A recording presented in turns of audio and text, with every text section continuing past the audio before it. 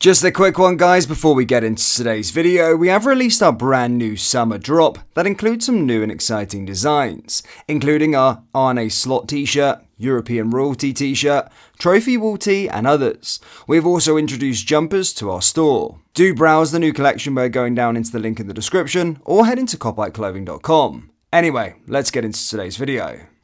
And hello everybody, welcome back to the channel, guys. I hope you're all well. Before we do get into today's video, as always, please do smash that like button and subscribe to the channel for daily Liverpool content. Guys, in today's video, as always, here to bring you up to date with all of the latest Liverpool news from the last 24 hours. That includes some transfer news. Yes, a done deal. Liverpool have agreed a deal for a player amid a signing blitz. We'll, of course, dive deep into that a little bit later on. But the Reds are back in action tomorrow on a very unique Sunday, as we're going to be playing 2 games in 7 hours. Yes, Liverpool have a busy Sunday ahead of them with their final 2 pre-season friendlies played just hours apart. One in front of a full crowd and the other behind closed doors. It's an unprecedented situation with the Reds having previously played 2 games in 2 days in pre-season, but never twice on the same day.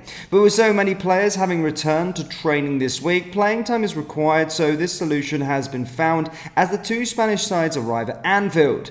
Quite how Arne Slot divides the squad will be extremely interesting. Will it all be the players who have been involved in the pre-season already against Sevilla, and then the players who just returned against Las Palmas, or will it be a mix and match?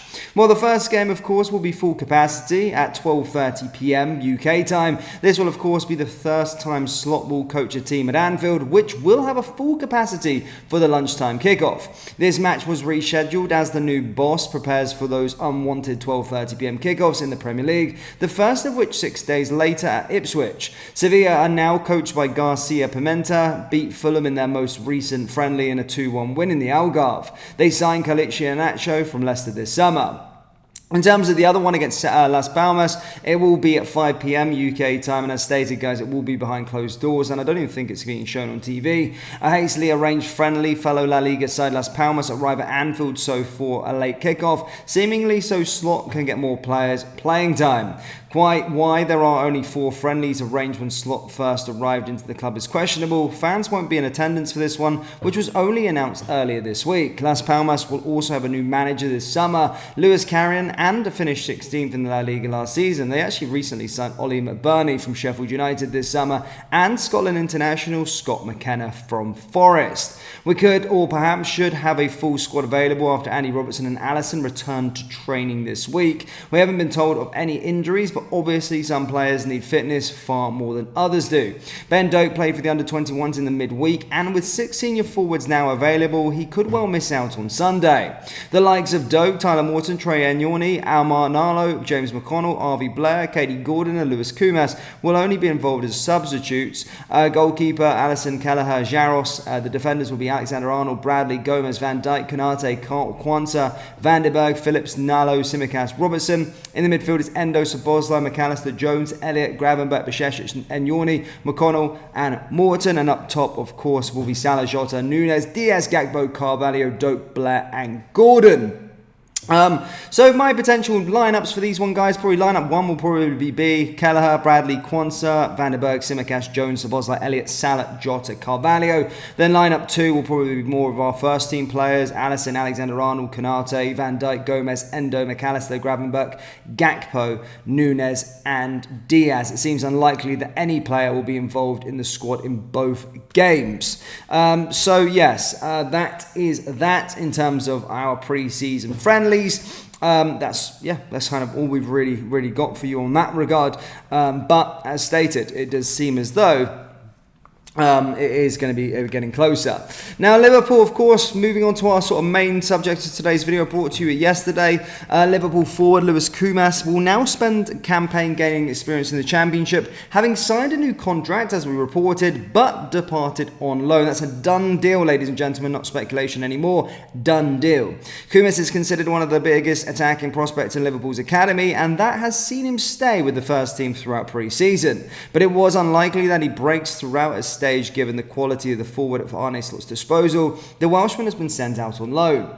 The 18-year-old has signed for the Championship club Stoke City for the whole of the campaign, having put pen to paper on a new long-term contract at Liverpool before doing so. Joining Steven Schumacher's side will allow Kumas to gain further experience of travelling and playing often twice a week in England's second tier. That would not have been an offer at Liverpool without an injury crisis, and Slot will of course be hoping to avoid that this season. Kumas made the matchday squad on 8 occasions last year, having broken through in an emergency circumstances under Jurgen Klopp, scoring on his debut against Southampton in the FA Cup. While Klopp gave more opportunities to Jadon Dans, likely due to his stronger physique, there are high hopes for Kumas moving forward.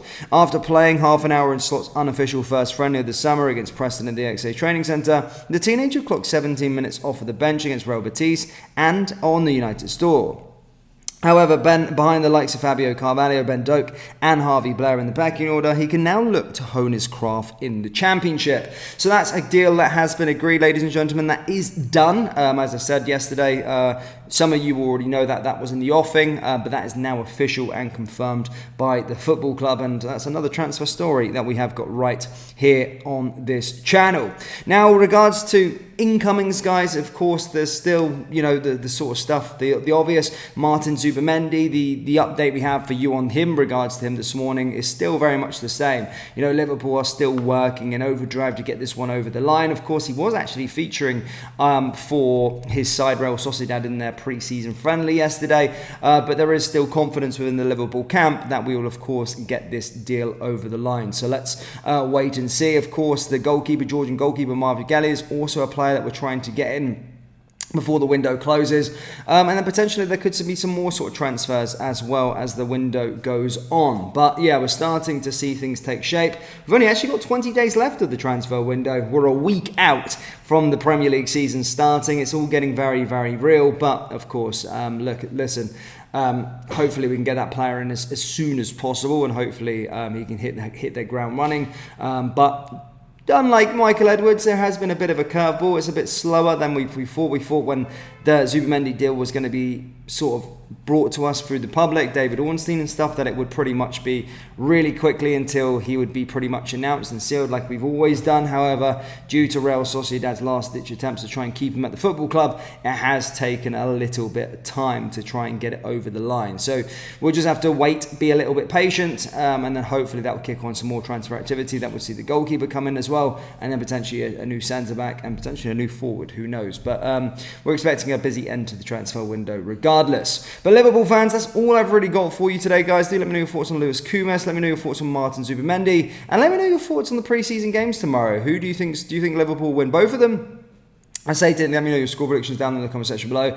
That brings us to the end of today's video. As always, please do smash that like button and subscribe to the channel for daily Liverpool content. And if you haven't already checked out our merchandise, please do. Link is down in the description, or go to copyclothing.com. Thank you, and I'll see you next time. Take care. Peace.